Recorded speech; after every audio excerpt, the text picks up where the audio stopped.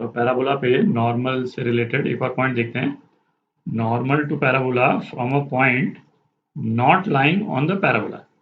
मतलब वो पॉइंट जो है, अभी तक अपन ने जितने केसेस देखे थे, तो पॉइंट जो है वो पैराबोला पर लाई करता था और एक स्लो फॉर्म देखा था अपन ने नॉर्मल का। और ये अपन क्या देख रहे हैं, है ना, वैसा पॉइंट जो कि पैराबोला पे लाई नहीं करता है, उससे नॉर्मल की इक्वेशन अपन कैसे निकालते हैं। तो इसी तरह का सिमिलर केस हम टेंजेंट के केस में भी डिस्कस कर चुके हैं। तो वहाँ पे अपन ने क्या किया था, एक बार उसको एक बार देख लेते हैं, क्योंकि उसी तरह की सिमिलर एक्सरसाइज अपन नॉर्मल के केस में भी करेंगे। तो एक स्टैंडर्ड पैराबोला ले लेते हैं। Y square is equal to 4x ले लिया अपन ने, Y square is equal to 4ax, है ना। अपन टेंजेंट डिस्कस कर रहे हैं, तो वहाँ अपन ने क्या डिस्कस किया था कि कोई पॉइंट जो है वो पैराबोला के बाहर है यदि, उससे हम इस तरह से टेंजेंट्स पैराबोला पे बना सकते हैं। और इस पॉइंट के कोऑर्डिनेट्स यदि x1 y1 है, तो ये जो दोनों टेंजेंट्स है L1 L2, इसकी इक्वेशन अपन कैसे निकालते थे, है ना, इन दोनों टेंजेंट्स का स्लोप निकाल लेते थे अपन। और वो कैसे निकालते थे कि टेंजेंट की स्लोप फॉर्म में जनरल इक्वेशन क्या होती थी, y is equal to mx plus इस वाले पैराबोला के केस में c की वैल्यू क्या होती थी, a अपॉन m। ठीक।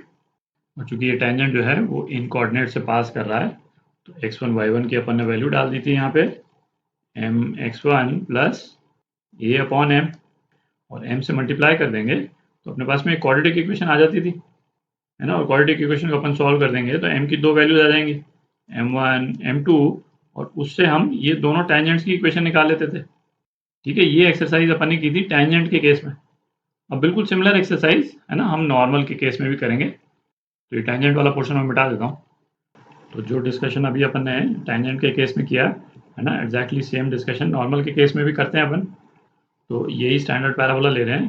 तो इस स्टैंडर्ड पैराबोला के लिए जो नॉर्मल की इक्वेशन थी स्लो फॉर्म में, है ना, इक्वेशन क्या थी, y square is equal to m x minus 2am minus am cube. तो कोई भी जो रेलेवेंट पॉइंट है ना, सपोज यहाँ पे है रेलेवेंट पॉइंट x1 y1, जिससे इस पैराबोला पे नॉर्मल्स की इक्वेशन निकालनी है अपने को। तो चूंकि जो भी नॉर्मल होंगे वो इस वाले पॉइंट से पास तो करेंगे ही, तो इसमें x1 y1 के कोऑर्डिनेट्स डाल देते हैं अपने पास अपन। तो क्या आ जाएगा अपने पास में, y1 square is equal to m x1 minus 2am minus am cube. तो ये इक्वेशन आ जाएगी। अच्छा, अब इस इक्वेशन में आप एक चीज़ देखें, ये क्या क्यूबिक इक्वेशन है, दिख रहा है। इसका मतलब इसके रूट्स कितने होंगे, इसके 3 रूट्स होंगे, m की 3 वैल्यूज आ सकती हैं, मतलब मैक्सिमम 3 वैल्यूज आ सकती हैं m की मैक्सिमम, है ना, हर केस में नहीं आएंगी। m1 m2 m3 किसी भी पॉइंट से मैक्सिमम 3 नॉर्मल्स हम बना सकते हैं। जैसे इस क्यूबिक को हम सॉल्व करेंगे तो एक सॉल्यूशन तो कुछ इस टाइप का आ जाएगा, है ना, से सपोज m माइनस m1, और दूसरा, है ना, ये यहाँ पे एक क्वाड्रेटिक इक्वेशन आ जाएगी, ठीक, इज इक्वल टू 0। अच्छा, अब इस क्वाड्रेटिक इक्वेशन का हो सकता है सॉल्यूशन ना भी निकले, है ना, नो सॉल्यूशन का भी केस हो सकता है ना, 1 सॉल्यूशन का भी केस हो सकता है, और 2 सॉल्यूशंस का भी केस हो सकता है। तो डिपेंडिंग ऑन कि इस क्वाड्रेटिक इक्वेशन का क्या सॉल्यूशन आता है, हमारे पास में नंबर ऑफ नॉर्मल्स या तो 1 आ जाएंगे, है ना, 2 भी आ सकते हैं, 3 भी आ सकते हैं, मैक्सिमम 3 आएंगे। ठीक। अब एक एग्जांपल करते हैं, है ना, उससे आपको और क्लियर हो जाएगा। तो एग्जांपल करते हैं, find the equation of normals which can be drawn from point 60 on parabola, है ना, सिंपल सा केस है, y square is equal to 4x। अच्छा, इसको विजुलाइज भी कर लेते हैं, अपने को आइडिया लग जाएगा कितने नॉर्मल्स आएंगे अपने पास।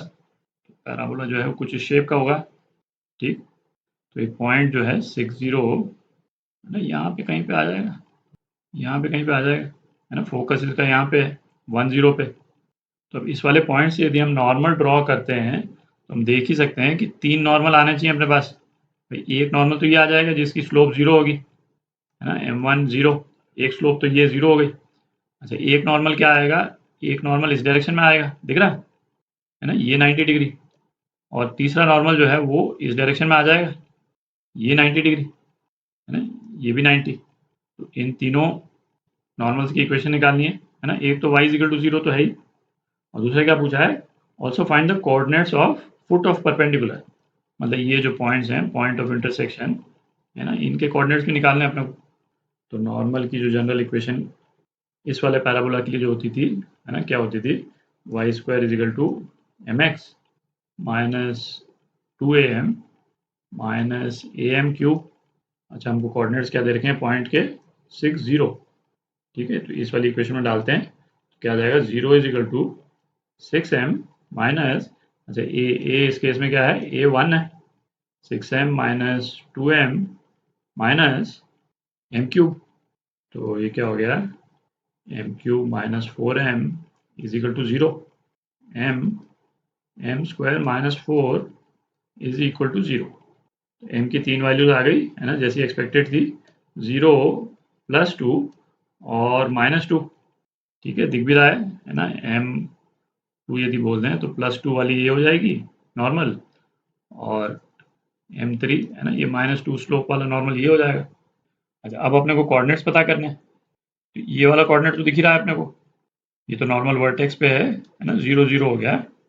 अच्छा, अब क्या है, जैसे जो पैराबोला पे जो कोऑर्डिनेट्स हैं उसका सबसे इजी फॉर्म जो हमको बार बार आता है, जो हमको अच्छे से याद रहता है, याद रहना भी चाहिए, वो कौन सा है, टी वाले फॉर्म का है ना, ए स्क्वायर और 2at है ना, इसको तो कई बार यूज़ कर चुके हैं पर। तो अब इन्हीं कोऑर्डिनेट्स को, पैरामेट्रिक कोऑर्डिनेट्स को हम m के फॉर्म में चेंज कर लें, है ना, वो ईजी है।